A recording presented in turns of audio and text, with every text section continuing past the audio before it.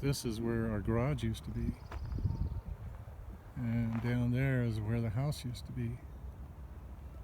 There's our septic system, and there used to be an oak tree in the backyard that I had removed.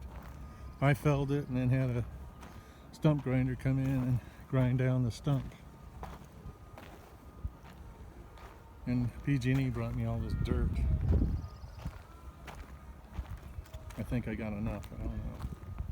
But they're gonna spread this into the hole there and raise it up, and then put our unit on top of that. So this is where everything's gonna go. There's all the wood I've been splitting. There's our temporary sewer hookup. And what you're looking at is what used to be the house. And I'm sure you remember the ashes and the pictures I took of the garage and all the stuff that had to be cleaned up by D-Rock. Remember that, D-R-O-C. And then I put in a power pole and paid $4,700 for it. Other people, I find, have been paying around $2,000. But you can see the stacks of bricks, and you can see back in the back there, you can see my water tank.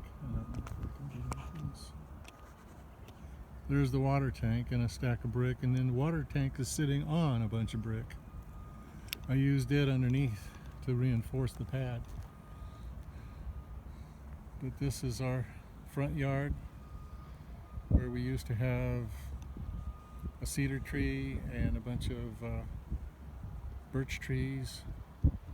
And I even had that pond right there,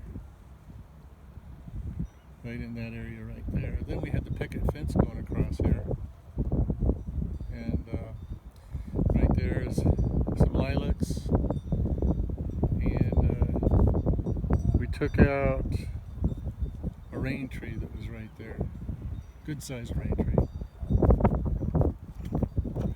It probably had a 4 or 5 inch trunk on it. And we planted it as a bush, not much bigger than that one you see right there. That's another volunteer rain tree that's coming up.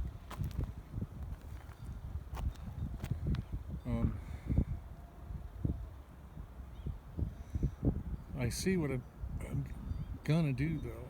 I'm gonna have a lot of birch tree stands that are at least 50 feet away from the house. And cedars and Douglas firs. Now here is the back part of our property, or the front, depending on your orientation.